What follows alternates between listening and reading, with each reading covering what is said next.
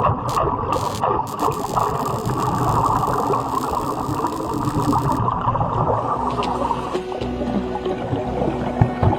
you ever thought how underwater repairs and maintenance is done?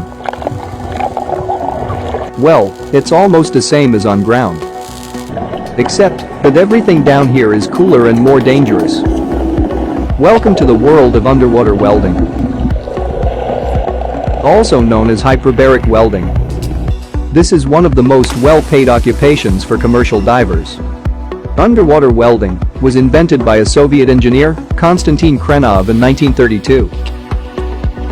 It made its way to the US in the 1940s through an underwater welding program in the US Navy. Underwater welding work can go down up to 1,300 feet of saline water.